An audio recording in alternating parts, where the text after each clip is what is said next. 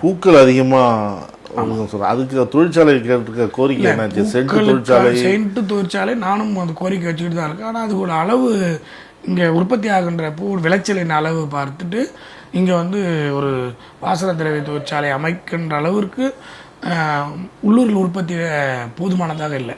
ஏன்னா இந்த அந்த வாசன திரவிய தொழிற்சாலைக்கு விவசாயிகள் தருவதை விட பெங்களூர் அருகாமையில் வந்துடுது.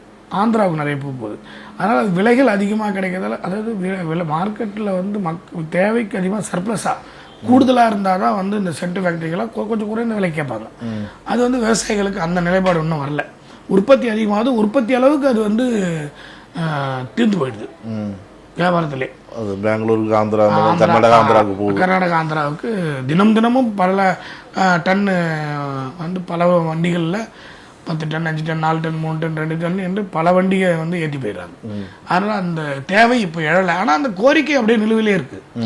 மீண்டும் அது கூடுதலாக வரும். எப்போ தேவைப்படுதுன்னா, இது யாராவது விமர்சனம் செய்வாங்க, அதையும் சொல்கிறேன். இது வந்து கேட்டார் பேக் ஆகிறாருன்னு கூட சொல்லுவாங்க. ஆனால் அது எப்படி வரும்னா, அதிக விளைச்சல் எப்பயாவது ஒரு ஏதாவது ஒரு ஆண்டில் ஒரு 4 நாள், 5 நாள், 10 நாள், ஒரு மாதம் அன்னைக்கு கூடுதலாக விளையும். அன்னைக்கு அது அந்த பாதிப்பு தெரியும். அன்னைக்கு 3 நாளைக்கு பிறகு அந்த பூ 10 ரூபா வித்த பூ 1000 ரூபா வைக்கும். அன்னைக்கு அதே விவசாயம் எங்கிட்ட தரமாட்டாங்க, இந்த கம்பெனிக்கு தரமாட்டாங்க. அப்போ அதனால அது வந்து ஆய்வு பண்ணி அது வந்து சாத்தியம் இல்லைன்றதால தள்ளி போயின்னு இருக்கு.